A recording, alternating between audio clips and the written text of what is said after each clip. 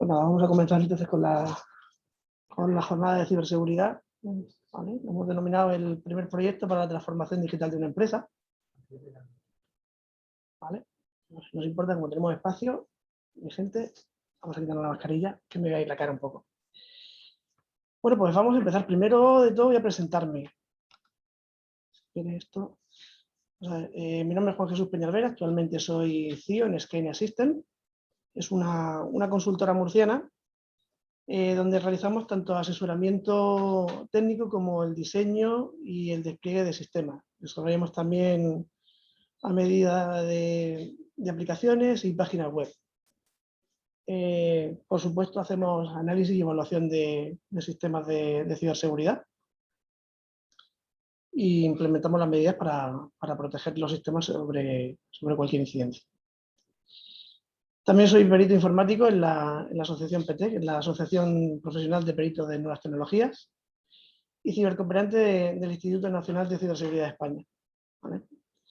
Yo con anterioridad también he estado trabajando como CEO en otras empresas tecnológicas de la región de Murcia y llevo más de 20 años trabajando en el sector de las TIC, así como más de 30 años cacharreando con la informática, desde con 9 años a finales de los 80 tuve la suerte de tener el primer PC en mi casa.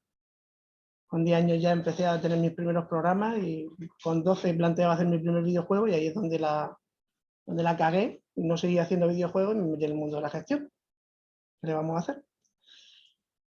Nada, aquí os dejo si queréis algo más de información mía en LinkedIn. Bueno, pues vamos a comenzar un poquito.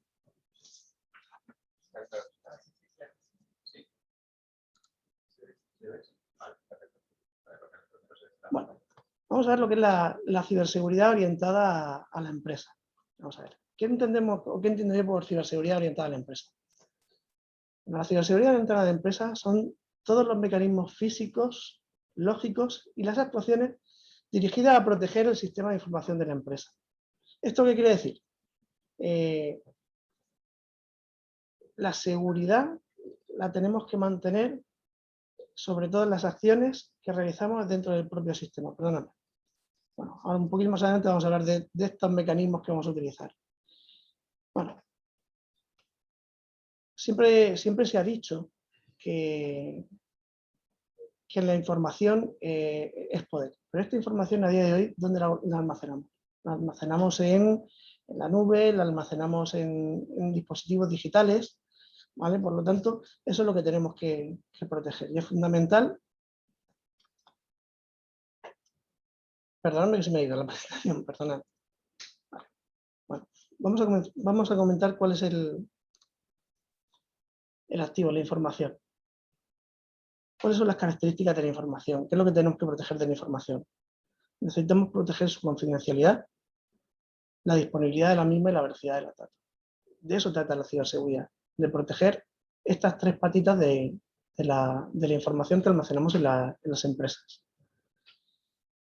A ver, un ciberataque nos puede afectar a los sistemas de la empresa, haciendo que pasemos horas o días sin disponer de la información. Nos está atacando a la disponibilidad de la información.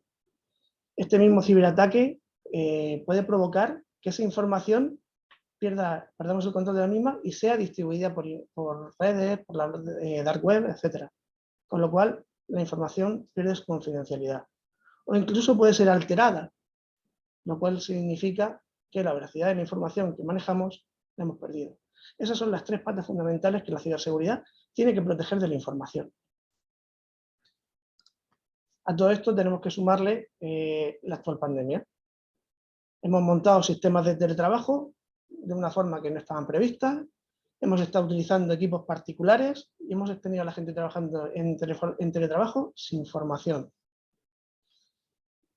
Todo esto hace que la ciberseguridad hoy en día no sea un capricho ni un lujo propio de grandes compañías, sino que su auténtica necesidad para todo tipo de empresas sea independiente del tamaño y del sector que se aplique. Sabéis que los informáticos somos un poco friki y todos tenemos claro que si no proteges tus datos, todos sabemos lo que le pasó al imperio. Que perdió toda la información de la Estrella de la Muerte y terminaron por explotarla. Bueno, dentro de la ciberseguridad tenemos varios actores que la forman. ¿Quiénes son los actores principales dentro de un sistema de información? Bueno, tenemos el hardware, por un lado. El hardware lo vamos a entender como todos aquellos dispositivos que empleamos para el almacenaje, el acceso, el transporte y o la manipulación y visionado de los datos. En este apartado consideramos todas las infraestructuras de comunicaciones, desde los cables de conexión, los routers, los switches, los hubs, los servidores, los equipos informáticos, las tablets, los dispositivos móviles, los smartwatches, todos los sistemas biométricos, de entrada, los dispositivos del Internet de las cosas, Alexa, todo esto manejan y manipulan información. Por supuesto, los pendrives, los discos duros externos, los DVD. A fin de cuentas, todo elemento físico, ¿vale?, que pueda acceder o contener información. Todo ello es susceptible de ser atacado por un ciberdelincuente. Luego vamos a ver qué amenazas afectan al hardware. Otro actor de los principales es el software. Bien. ¿Qué es el software? Pues son todos aquellos protocolos y aplicaciones que vamos a emplear para controlar el almacenamiento, el acceso, el transporte, la manipulación y el visionado de los datos. Es decir, todos los elementos anteriores que hemos comentado, el hardware, no son más que componentes electrónicos. Esos componentes electrónicos, si no es por las aplicaciones o los protocolos, no saben cómo actuar con la información. ¿Vale? Por lo tanto, también son susceptibles de ser objeto de un ciberataque. Y por último, el último punto, el último actor principal dentro de un sistema de información, ¿vale?, son los usuarios. Desde mi punto de vista son el eslabón más débil de toda la cadena de todo el sistema de información. Bueno, según la RAE, un usuario son aquellos que usan algo. Por lo tanto, los usuarios son aquellos que hacen uso tanto del hardware como del software. ¿Vale? ¿Qué nos pasa a los usuarios? Los usuarios somos curiosos y somos cotillas. Por lo tanto, si tenemos acceso a algún sitio, pues seguramente probaremos, entraremos, miraremos, tocaremos algo que a lo mejor no debíamos. Somos manipulables. ¿Eso qué significa? Pues que es fácil influenciarnos, que podemos entrar en sitios, realizar acciones que a priori nos parecen inocentes a nosotros, pero que pueden desencadenar un incidente de ciberseguridad sin nosotros darnos cuenta o quererlo. Por lo general, si no nos dedicamos a la informática, y aún así, estamos faltos de formación. ¿Vale? Nos falta formación en informática, informáticamente hablando, y sobre todo en ciberseguridad, nos falta formación a los usuarios. ¿Vale? Eso es otro de los puntos que nos hacen ser de los eslabones más débiles. Algunos usuarios incluso son malos y se convierten en ciberdelincuentes. Que no hackers, por favor. No llamemos hacker a todos los malos, porque hackers son simplemente curiosos que prueban cosas, hacen cosas, pero no tienen por qué ser malos. ¿Vale? Al final, los ciberdelincuentes lo que intentan es sacar algún beneficio jugando con la información de otros. Bueno, por todo esto, los usuarios somos el eslabón más débil dentro de los actores que tenemos en un sistema de información. Vamos a ver ahora un poquito las amenazas y las defensas que podemos tener dentro de cada uno de los actores que forman parte del sistema de información. Bueno, tenemos que tener claro que no podemos garantizar en informática nunca una seguridad 100%. Eso no existe. Por lo tanto, vamos a paliar todas estas amenazas. ¿De acuerdo? Vamos a recordar que lo primero que tenemos que proteger son los datos, es la confidencialidad, la disponibilidad y la velocidad de la información. Es decir, todas las amenazas que vamos a proteger son aquellas que vulneran la confidencialidad de los datos nos impiden acceder a estos o manipular la información para que no tengamos una información veraz. Bueno, vamos a verlo ahora desde el punto de vista de estos actores. Entonces, por ejemplo, intrusiones en la red. Dentro del hardware vamos a ver intrusiones en la red. Un ciberdelincuente puede colarse físicamente en la red de una empresa, tanto por cable como por wifi, y una vez dentro realizar lo que denominamos movimientos laterales dentro del sistema, para acceder a los datos y garantizarse también un acceso posterior al sistema. Vamos a imaginarnos que viene alguien a las instalaciones de la empresa y conecta un equipo a una toma libre de la red. Tan sencillo como eso, si no lo tenemos bien configurado, esa persona ya estaría dentro de nuestro sistema y podría realizar todas estas acciones que estamos comentando. De esta forma, el ciberdelincuente puede obtener información que puede emplear para acceder a los datos, conectar un punto inalámbrico, creando una wifi oculta para luego desde fuera de las instalaciones estar conectándose con mayor libertad y obtener información. ¿Qué defensas podemos tener frente a este tipo de intrusiones? La seguridad perimetral. Para evitar esto podemos diseñar una red de forma correcta, ¿vale?, donde solo los puntos activos estén conectados. Vamos a evitar el empleo de asignaciones dinámicas de direcciones IP, es decir, cuando te conectas a una red sabes que por lo general te da conectividad directamente, pues vamos a evitar que esto ocurra, que no nos dé una dirección IP. Y vamos a usar sistemas UTM. ¿Qué es un sistema UTM? Vamos a ver, lo que viene siendo un firewall que ha ido al gimnasio. Es decir, no es solamente un firewall que protege la conexión, los puertos de entrada, puertos de salida y demás, sino que intrínsecamente lleva también embebido antivirus, cortafuegos, sistemas de detención y prevención de intrusiones, anti-phishing, anti-spam. Nos permite montar redes privadas virtuales, VPNs, para hacer conexiones remotas de forma segura. Tiene sistemas de protección de la red de Wi-Fi. Nos filtra el contenido, que también es muy importante, ver qué contenido nos permitimos que entre en nuestra red, ¿vale? Esto, junto con un buen diseño y una segmentación correcta del sistema, nos puede evitar situaciones como la que hemos comentado hace un momentito. Vale. ¿Qué otros problemas pueden tener el hardware? Robo o pérdida de los dispositivos. Vamos a ver. Cada vez más disponemos de equipos que permiten su uso en movilidad. Portátiles, teléfonos, móviles, tablets, memorias. Cualquiera de estos elementos es susceptible de ser robado o que lo perdamos. Bueno, hoy hace un buen día y María decidió que el teletrabajo lo va a realizar desde el chiringuito de la playa. Perfecto. Las conexiones son buenas, podemos hacerlo. El día va tranquilamente hasta que en una de las ocasiones que se levanta a pedir un con leche descafeinado, con leche de avena y sacarina, pues a la vuelta se encuentra que el equipo ha desaparecido. Ya no está. Mierda, me han robado el equipo. A Pepito, que estaba dejando a los peques en el cole, le dio tiempo esta mañana antes de llegar a la oficina a tomarse un café en la cafetería que tanto le gusta, pagó con el móvil, porque ahora podemos pagar con el móvil, y cuando llega a la oficina se da cuenta de que ya no tiene el móvil. Ostras, se me ha olvidado el móvil, lo he perdido. ¿Qué ocurre con esto? Ambos dispositivos mantienen información confidencial de la empresa. Tienen documentos, tienen correos, tienen contactos. Información, en resumen, confidencial. ¿Vale? Y que si sale a la luz puede provocar que esta empresa, por ejemplo, la empresa de María, puede perder un contrato por filtrar información, porque así lo tiene establecido con los contratos con sus clientes. Es decir, filtra información, pues, es motivo de rescisión del contrato. ¿Vale? Y si alguien ve ciertos correos de Pepito, pues puede tener información privilegiada que puede mandar al traste ciertas operaciones que estaban pendientes de firma dentro de su empresa. Vale. ¿Qué podemos hacer en estos casos? Pues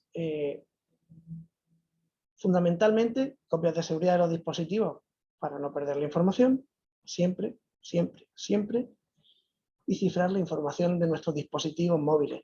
Siempre tener la información cifrada, siempre. Si un dispositivo nuestro con la información cifrada cae en manos de alguien, no van a poder acceder a la información. También es importante tener sistemas MDM que nos permiten gestionar dispositivos móviles y hacer un borrado de seguridad a distancia, incluso localizarlo a ver dónde está ese dispositivo. ¿Qué más nos afecta al hardware? ¿Qué más nos puede afectar al hardware? Rotura y averías, evidentemente. Bueno, cuando sufrimos una avería o una rotura en algunos de nuestros elementos de hardware suele ser un problema. Pero si este dispositivo forma parte de la infraestructura principal de nuestro sistema, el problema se acrecienta de forma exponencial. Vamos a imaginarnos que viernes, 3 menos cuarto de la tarde, faltan 15 minuticos para empezar el fin de semana, ¿vale? Menos los que están de guardia ese fin de semana. Cuando de repente, sin previo aviso, pues llega un compañero del call center, entra en área de sistema y dice: ¡ah, Dios mío! No funciona el sistema, ¿qué ha pasado? Que se ha caído la aplicación y que no podemos trabajar. Ni yo ni los 99 que están ahí fuera ahí trabajando. Y los 50 que trabajan este fin de semana de guardia, pues tampoco van a poder trabajar. En fin, ni Dios va a trabajar en la guardia, salvo el equipo de sistemas que le va a tocar el fin de semana a ver qué es lo que pasa, estar pringado todo el fin de semana. Cuando estamos hablando de infraestructura crítica, la única medida que realmente va a funcionarnos es la duplicidad. Tenemos que tener sistemas redundantes en los sistemas críticos de la empresa. Es fundamental tener esos sistemas redundantes que nos permitan en muy poco tiempo estar operativos de nuevo. En resumen, para que nuestra infraestructura de comunicaciones y los dispositivos que no se vean amenazados o mitigar las consecuencias de un incidente de seguridad, es muy importante que tenemos que proteger con unos sistemas adecuados, como pueden ser los UTM, la cifra de dispositivos, la gestión de dispositivos móviles y los respaldos de la infraestructura crítica.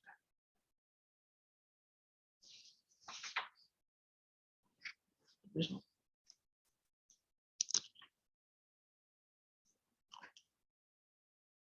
vamos a ver qué ocurre ahora con el software. Hemos visto un poco qué nos puede amenazar nuestras infraestructuras de hardware.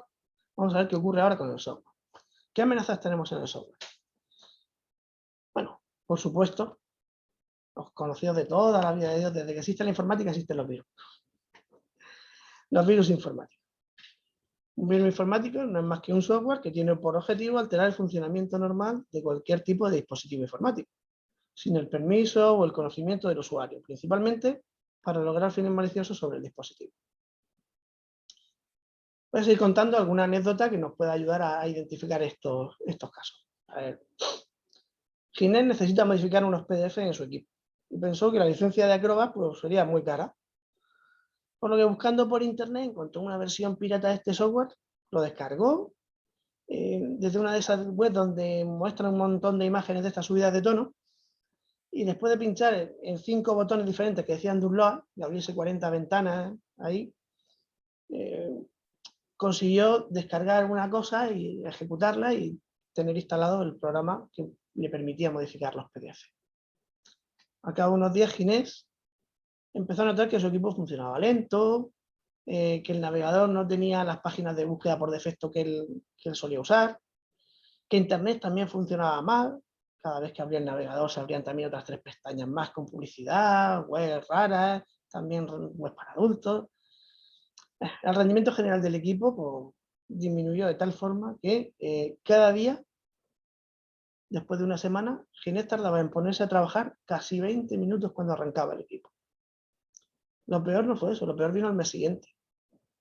Al mes siguiente, cuando le toca hacer la liquidación de la tarjeta de empresa, de los gastos de empresa, empieza a haber una cantidad de gastos que él no ha acometido con su tarjeta y que tenía que justificar al área financiera.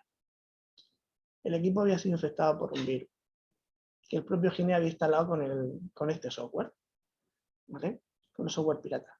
Por ahorrarse unos 200 euros, al final terminó costándole entre cargo a la tarjeta y tiempo de inactividad más de 2.000 euros. Vamos a ver, el robo de información. Bien.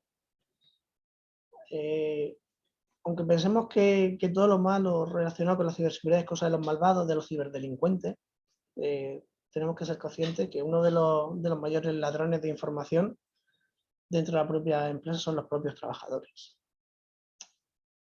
Pongo el ejemplo de Olga, que es una brillante ingeniera que ha implementado uno de esos sistemas de trabajo en la compañía, y con ese sistema ha conseguido que su empresa sea una de las más punteras del sector y ha conseguido numerosos contratos frente a la competencia.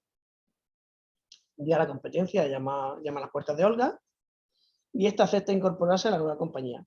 Lleva entonces, eso sí, toda la información que había generado en el transcurso de su relación con la empresa, pinchó su disco duro externo, volcó toda la información a la que tenía acceso en él, con todo el sistema nuevo de trabajo y la información estratégica de la compañía. Venga. A consecuencia de esta filtración, pues la compañía en la que Olga comenzó a desarrollar su labor, donde se formó, donde creció como trabajadora y profesional, pues perdió la mayoría de contratos y se vio obligada a prescindir de gran parte de la plantilla. Esas son las consecuencias de un robo de información. El tan temido ransomware, que está tan de moda ahora. Bueno, no hay que explicar mucho de este tipo de amenazas. Todos sabemos que entran en nuestro sistema, nos cifran la información y nos piden un rescate por ella. Pues vamos a contaros el caso de Antonio. Antonio es el dueño de una empresa que con la pandemia está trabajando desde casa, conectado a su equipo, mediante escritorio remoto, directamente, ahí bien, sin protección ni nada. Y que después de disfrutar un buen fin de semana, cuando el lunes se conecta a su equipo, se encuentra con un escritorio diferente.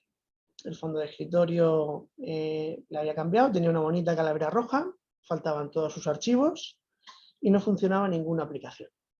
El único archivo que había, reconocible, era un fichero de texto denominado lm.txt. Cuando lo abrió, este le indicaba que su equipo y toda la información de su empresa había sido secuestrada. Y si quería recuperarla, tendría que realizar el pago en Bitcoin para que le facilitaran las instrucciones para recuperar la información y también le indicaran que si no realizaba el pago en menos de un mes, destruirían las claves para desencriptar la información. Bueno, tras realizar el pago, bien, nunca le facilitaron el sistema para recuperar la información y al cabo de 6 meses comenzó a aparecer la información confidencial de la empresa filtrada en la Deep Web. ¿Vale? La empresa no fue capaz de recuperarse de este golpe porque además no realizaban copias de seguridad. Por lo tanto, la confianza de los clientes disminuyó hasta el punto que al año del incidente pues, tuvieron que cerrar. El dueño de la empresa quería tener acceso a todo el sistema. Soy el dueño, quiero tener acceso a todo.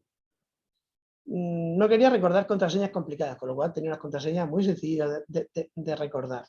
Y además, no invertía en ciberseguridad. Con lo cual, todo eso lo une y pasa este desastre. Invertir muchas veces en ciberseguridad es lo mismo que invertimos en una buena cerradura para la puerta de nuestra empresa, una buena alarma para la puerta de nuestra empresa. Igual que protegemos el acceso a nuestra empresa, tenemos que proteger el acceso a nuestros datos. Y eso cuesta verlo. Bueno, ¿qué más vulnerabilidades tenemos, qué más problemas tenemos con el software? Las vulnerabilidades denominadas Zero Day. ¿Esto qué significa? Perdón. Bueno, en ocasiones las aplicaciones y los protocolos contienen fallos que permiten que los ciberdelincuentes se hagan con el control de un sistema. Estas vulnerabilidades las denominamos Zero Day porque después de implementar un sistema, y por mucho que sea testeado y probado antes, no se ha descubierto durante la fase de pruebas. Por eso se denominan vulnerabilidades Zero Day, día cero, ¿vale? Estas son las más peligrosas, entre comillas, porque cuando un atacante las descubre, hasta que la empresa saca un parche de seguridad, suele transcurrir un tiempo, con lo cual muchas veces es aconsejable, cuando se descubre y se avisa, deshabilitar ciertos servicios. Hace poco hubo unos incidentes de seguridad que aprovechaban los sistemas de impresión remota. Con los sistemas de impresión remota, pues te aconsejaban que deshabilitaras temporalmente los sistemas de impresión remota para que pudieran sacar un parche que lo solucionara, porque si no, un atacante podía utilizar los protocolos que se utilizan para la impresión remota para acceder a un servidor, por ejemplo. En fin. Bueno, para el software, las defensas son comunes para prácticamente todas las amenazas que le suceden, ¿vale? La mayoría de las defensas que tenemos que aplicar para evitar estas amenazas son, primero, una buena política de copias de seguridad que se verifique de forma continua para evitar la pérdida de datos. Cuando sufrimos un ataque dirigido en un sistema, en ocasiones el atacante entra en el sistema, no es descubierto y comienza a trabajar en estropear las copias de seguridad. Si esas copias de seguridad, una vez que se realizan, no se verifican, no sirven de nada. Es decir, los atacantes entran, comprueban cada cuánto ciclo cambias discos para hacer copias y simplemente algo tan tonto como decirle, oye, ejecuta la copia pero no copies nada.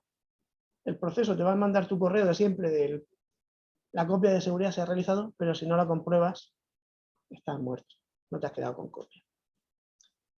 ¿Vale? Tener siempre los sistemas actualizados para que corrijan las amenazas de 0D y otras vulnerabilidades, siempre, actualizaciones, siempre. En ocasiones siempre hemos dicho, no actualices porque te puede fallar alguna cosa. En ocasiones es preferible que me falle una pequeña cosa que tener una vulnerabilidad que puede permitir a cualquier atacante externo acceder a nuestro sistema. Bueno, el rey de todas las defensas para las amenazas de software es anteriormente era el antivirus, ahora son los endpoint protection, los puntos de protección, o sea, los sistemas de protección del punto final. ¿Qué es un sistema de protección del punto final? Son, como hemos dicho antes, los UTM eran el firewall que había ido al gimnasio, pues aquí son los antivirus que han ido al gimnasio también. Tenemos el típico antivirus con una base de datos de definición de virus, sumándole un análisis del comportamiento de los procesos del equipo, sumándole gente, la inteligencia artificial que nos está comprobando esos procesos y nos está diciendo, cuidado, esto puede ser un ataque, sumándole a que cuando ve un proceso extraño va a enviar información, va a bloquear el proceso, va a enviar información a una serie de ingenieros donde van a determinar si realmente el proceso es válido o no, ¿vale? Que también nos permiten filtrar el contenido de la web, bloquear el acceso a dispositivos USB y demás. Es decir, nos va a permitir un control a nivel de software del sistema. El UTM que hemos comentado antes nos protege de una forma similar dentro de la red de la organización, pero los equipos que están en movilidad necesitan poner su propia barrera. ¿Cuál es la barrera? Los endpoint protection.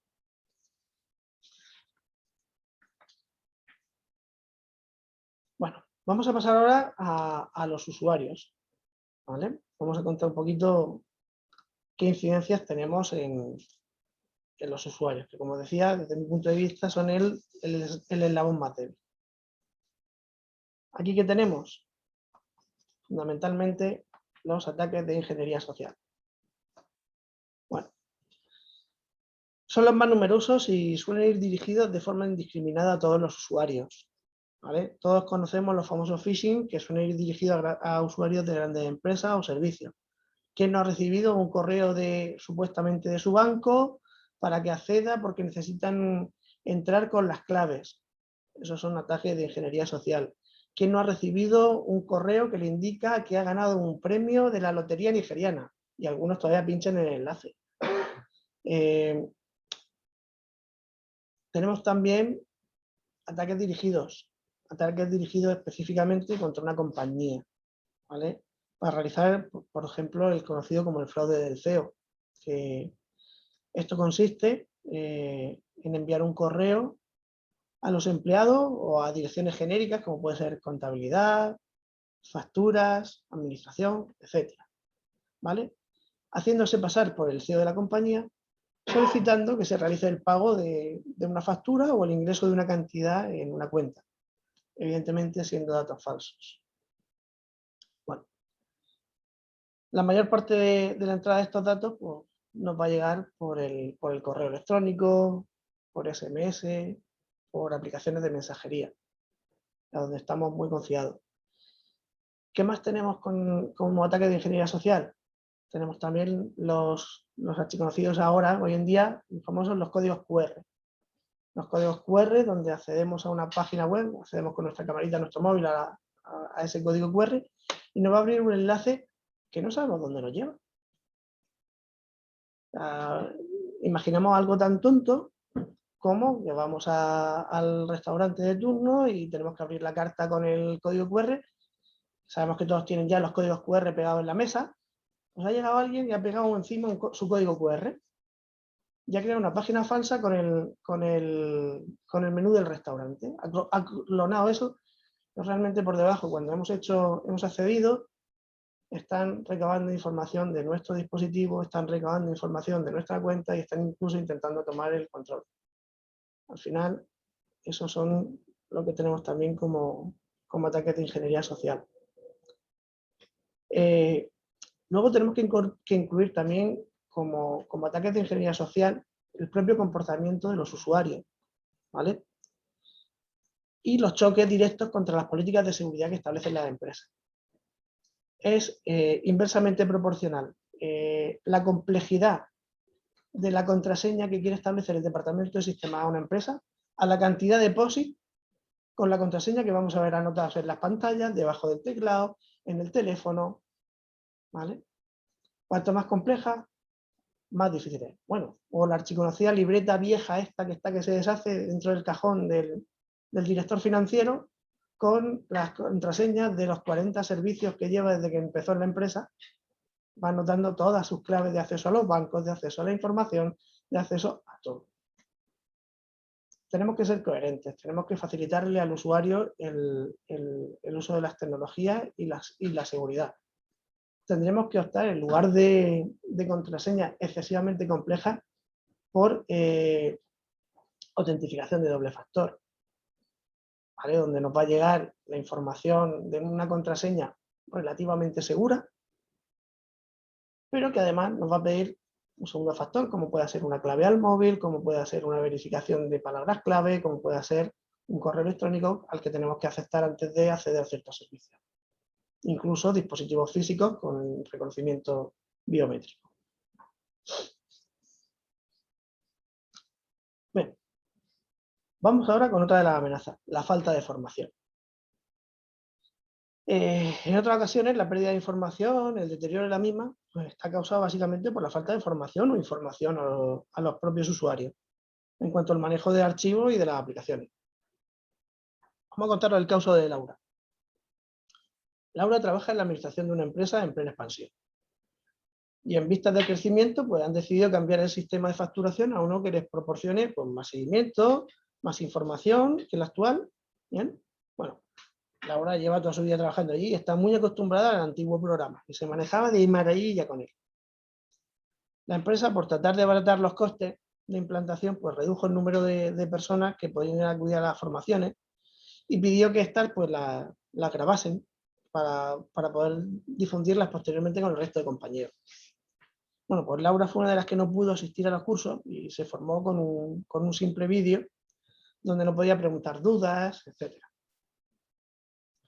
Bueno, cuando comenzó a facturar, pues, por desconocimiento del sistema, empleó una tarifa errónea, por lo que los datos que arrojaba el nuevo sistema no eran reales. Por lo tanto, las decisiones que se estaban tomando en esa empresa estuvieron basadas en datos erróneos. ¿Qué supuso esto? Pues supuso unas pérdidas millonarias para la empresa, porque tuvo que reducir gastos para acometer los proyectos en los que se habían embarcado a la hora de tomar unas decisiones que se tomaron con unos datos que no eran correctos. Bien. Otro error que se está produciendo en el uso de los sistemas de teletrabajo se está produciendo últimamente, donde todos hemos ido aprendiendo a base de golpes. ¿Vale? La forma de compartir archivos. La forma de compartir archivos empleando la nube para compartir archivos con otros compañeros de trabajo y demás, pues podemos generar enlaces para compartir sin los permisos adecuados, con lo cual dejamos acceso a un archivo confidencial con un enlace que cualquiera que pueda tener acceso a él pueda acceder. Al final, estamos hablando de que la gente necesita formarse.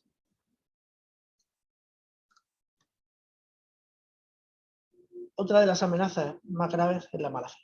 Contra eso hay muy poco que hacer, pero existe y tenemos que estar prevenidos para ello. Es el más complejo, ¿vale?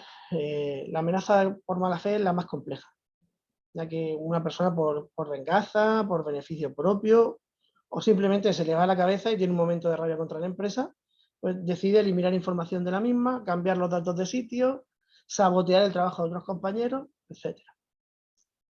Mira, Manuela tenía un encontronazo con Felipe Los dos llevan tiempo en la empresa y estaban en un ascenso dentro de la organización. Al final se lo concedieron a Felipe. Totalmente injusto a ojos de Manuel, que lleva 2 años más que Felipe en la compañía. Por lo que decide llevar a cabo un plan de venganza contra Felipe. Va a sabotear el trabajo de Felipe pues, para que la empresa vea que no es tan bueno, que Felipe no es tan bueno, que era mejor haber elegido a Manuel.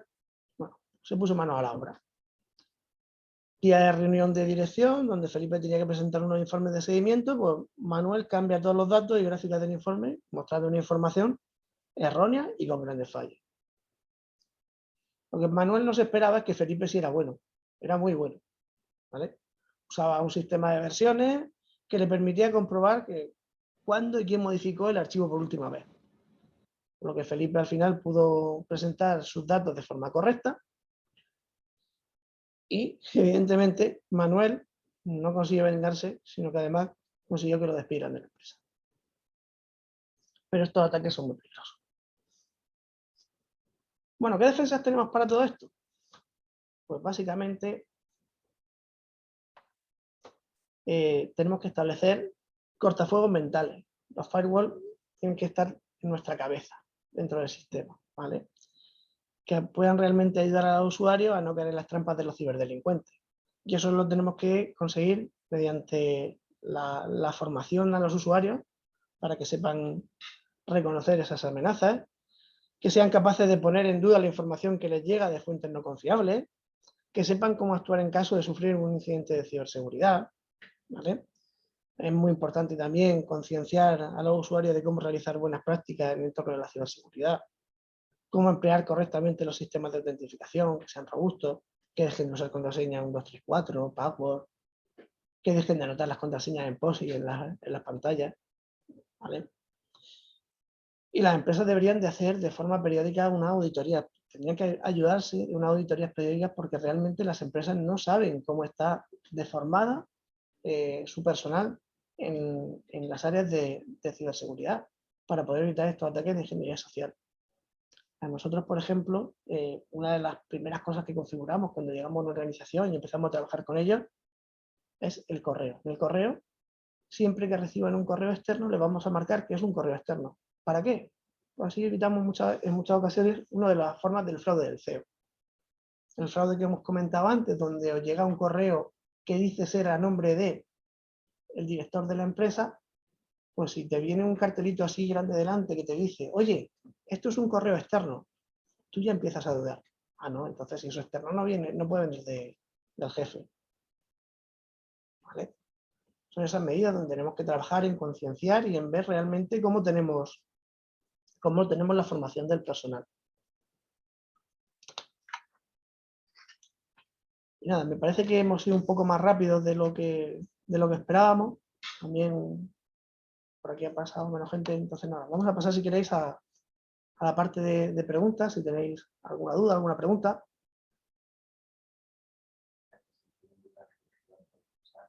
Sí, vamos, tenéis el chat para poder escribirlo. Si tenéis alguna duda. O si queréis comentar algo, saber alguna cosa.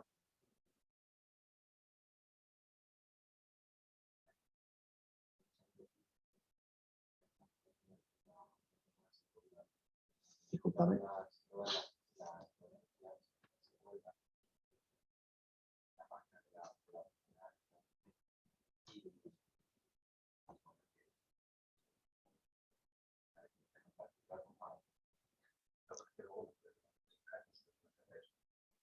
Me comentan que las ponencias las vais a tener disponibles dentro de la página web de la FREN, dentro de la parte de Acelera Pyme. ¿Vale? Con lo cual, cualquier cosa que quisierais repasar o ver, la podéis ver ahí. ¿Vale? En las redes sociales de Skynet también las vais a tener disponibles y tenéis el contacto nuestro para cualquier cosa que pudiéramos ayudaros. Yo quiero preguntar una cosa, es una duda, porque por terminología, ¿no? Has hablado de algunos de los fraudes más conocidos que se pueden dar en ciberseguridad y has hablado del fraude del CEO. Imagino que esto será un todo, ¿no? Lo que en el caso que tú has comentado es alguien que intercepta un correo que va dirigido pues, a un departamento que se puede llamar contabilidad o se puede llamar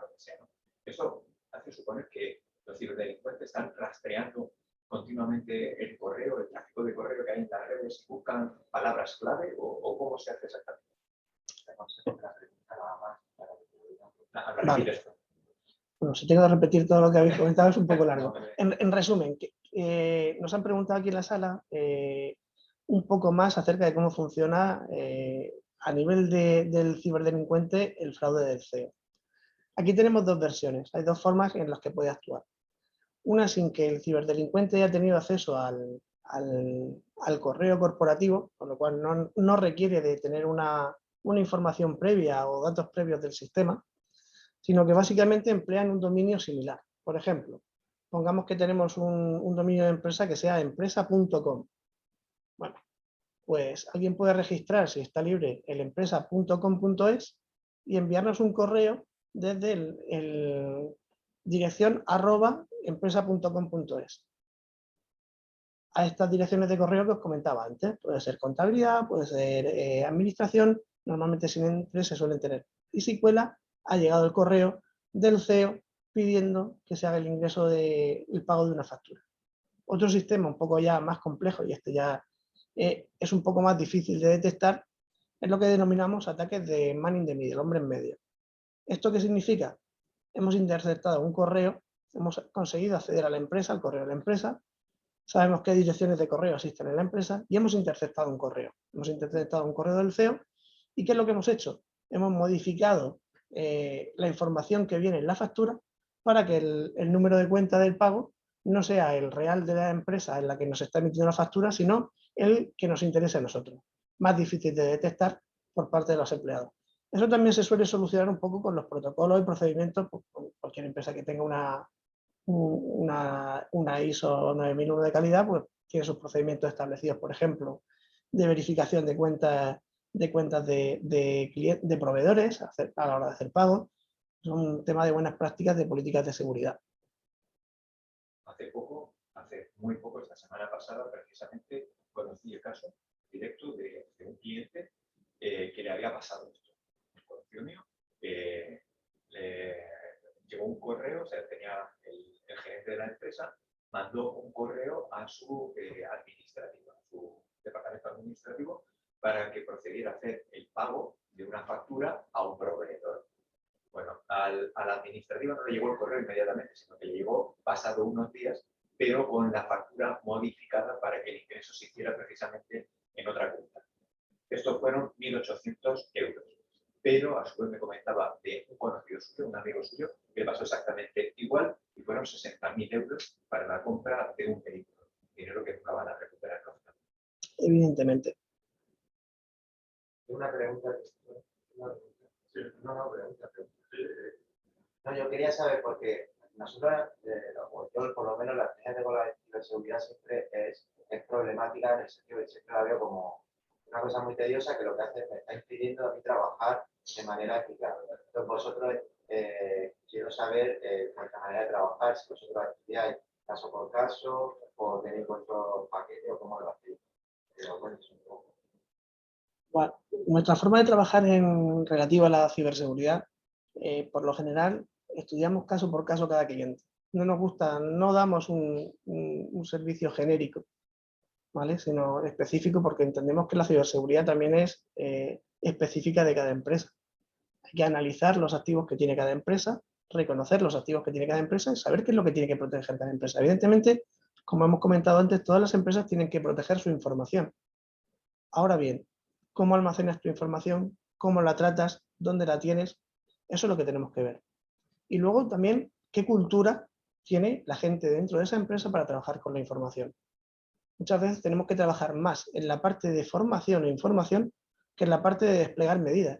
Las medidas se despliegan muy rápido, eso sí puede ser casi ABC. Es decir, instalamos un UTMs en cabecera que nos van a proteger el perímetro de la red, instalamos sistemas de protección del endpoint que nos van a permitir controlar antivirus, que nos van a permitir controlar la conexión de dispositivos a los equipos, que nos van a permitir controlar el acceso a según qué página o a según qué servicio, que no quiere la empresa a los que se acceda y que no impiden que el trabajo sea el normal. Sí es cierto que hasta hace poco la ciberseguridad siempre era un follón y un coñazo, pero es que tenemos que tener claro que los usuarios no pueden tener acceso a todo. O sea, el mayor error de las empresas es conceder a todos los usuarios permiso a todo o concederles permiso de administrador. Eso es lo típico. Permiso de administrador para todo el mundo. No, no. Os he comentado antes el caso del dueño de empresa, de Antonio. Antonio tenía acceso a todo. ¿Por qué? Porque soy el dueño y quiero tener acceso a todo. No, error. ¿Tienes que tener acceso de lectura a todo? Posiblemente. ¿De escritura a todo? No. ¿Vale? ¿Tienes que tener un acceso de administrador de tu sistema? Sí, diferente del que utilizas normalmente para trabajar. No te voy a impedir que hagas acciones. Te voy a facilitar que las hagas con el usuario correcto. Hace poco teníamos un cliente que sufrió un ataque de ransomware. Cliente que no quería gastar en ciberseguridad, no quería gastar demasiado en ciertas cosas y sufrió un ataque de ransomware.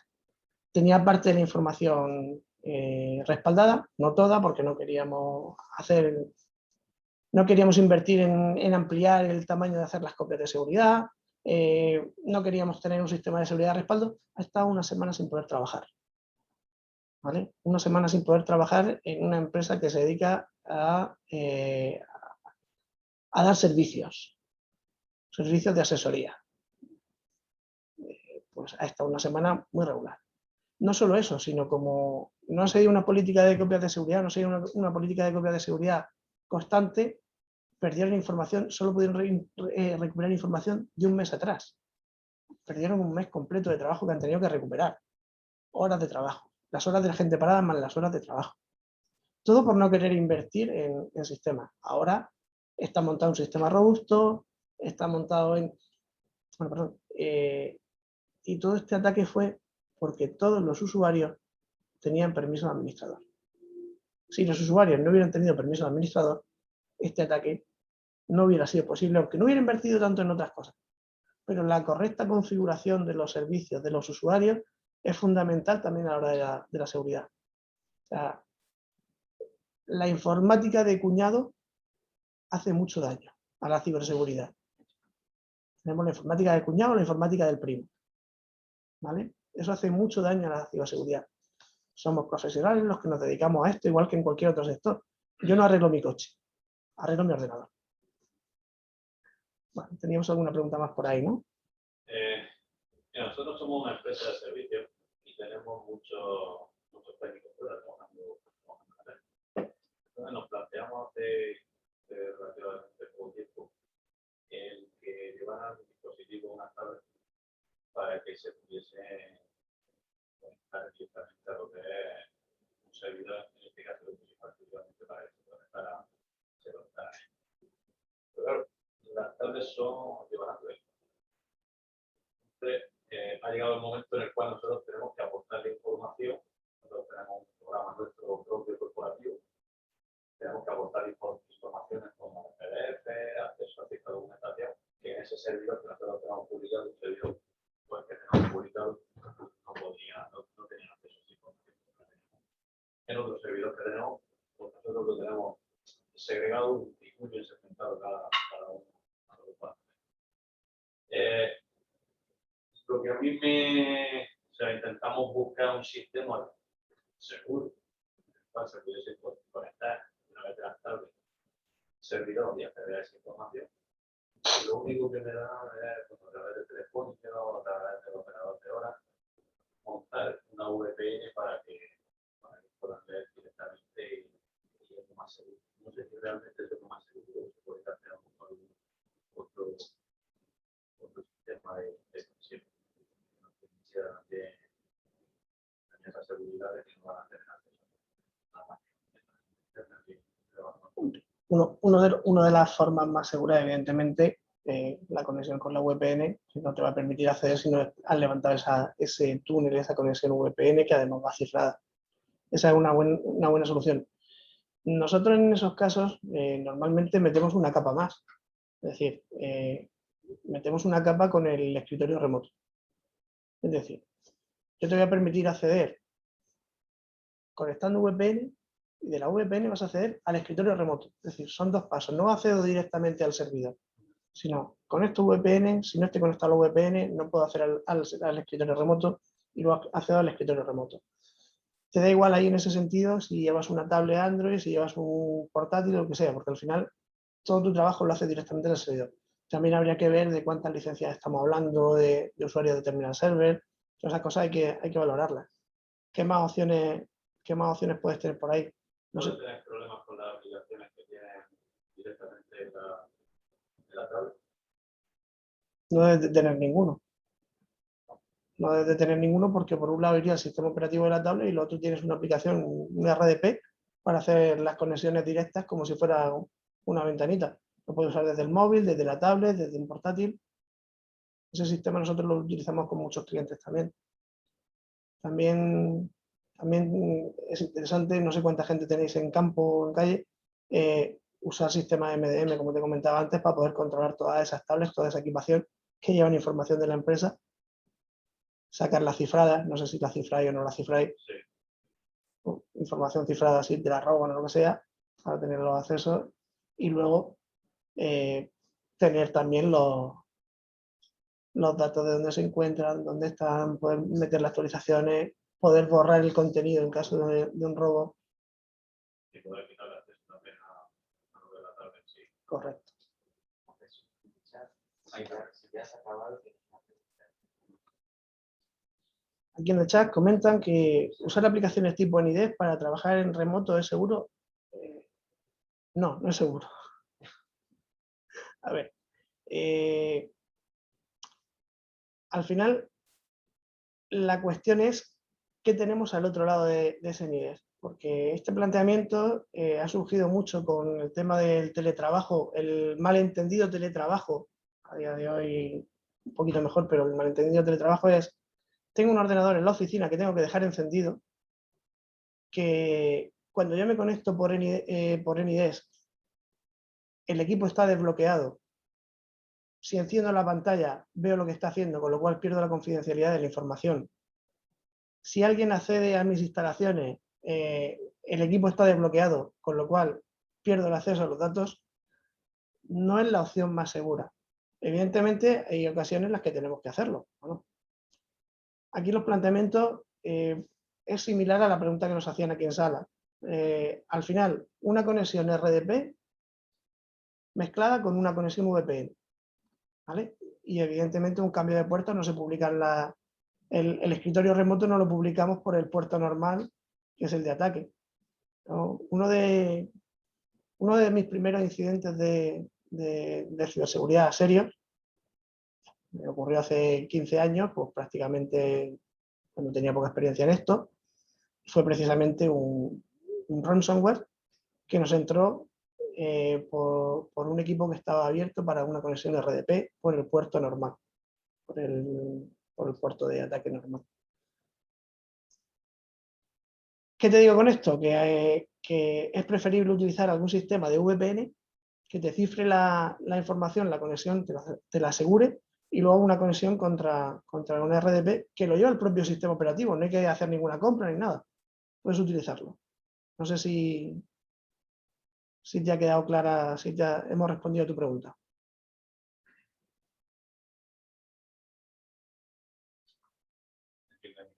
o cualquier otro sistema similar, ¿no? Correcto. Cualquier sistema que nos permita una conexión remota están pensados para un soporte remoto, no están pensados para un trabajo remoto. Evidentemente, lo que comentábamos, con el tema de la pandemia, todos hemos recurrido pues, a lo que había en ese momento, preparar el mercado para poder trabajar desde casa. Al final, el trabajar desde casa también ha tenido el inconveniente de que trabajamos con equipos personales que no están controlados por la empresa ni pueden estarlo, porque son propios de cada uno.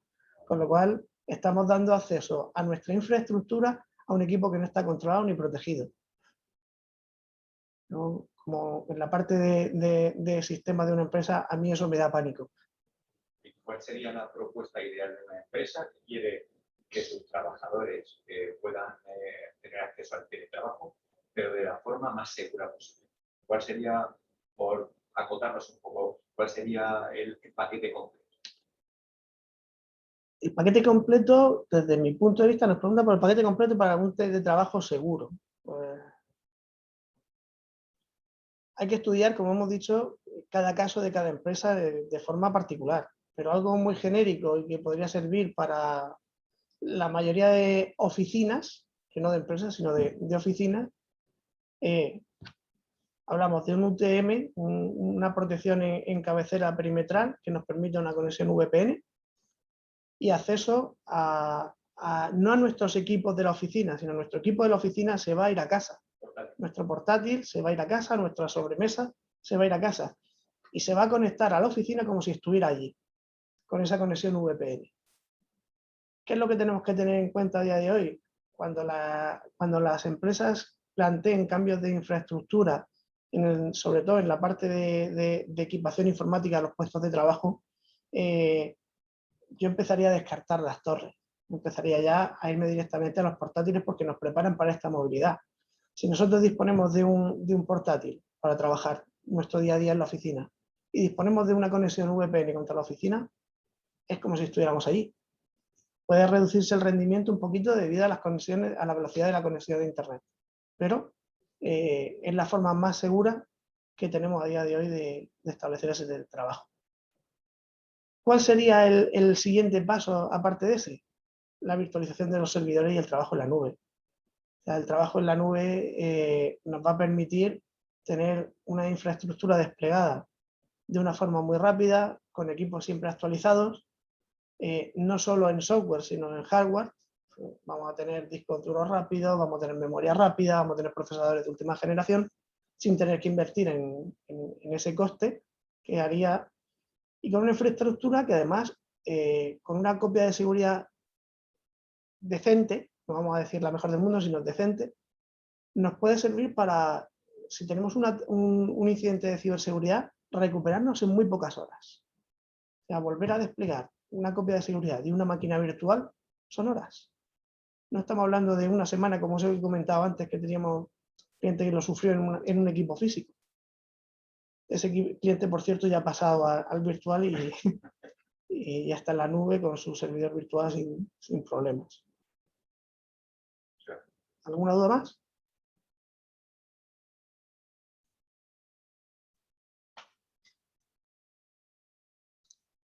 Bueno, pues si no tenemos más dudas, simplemente agradeceros vuestro tiempo, disculparme por mis errores y recordaros, está ya en la parte como cibercooperante del INCIBE, que tenéis el teléfono gratuito 017 de ayuda en ciberseguridad ante cualquier incidencia, que podéis visitar la página de ciberseguridad del INCIBE, donde tenéis algo de información que se le puede facilitar a los trabajadores, vosotros mismos, con algunos casos prácticos o algunos vídeos que os explican algunos métodos, algunos problemas específicos de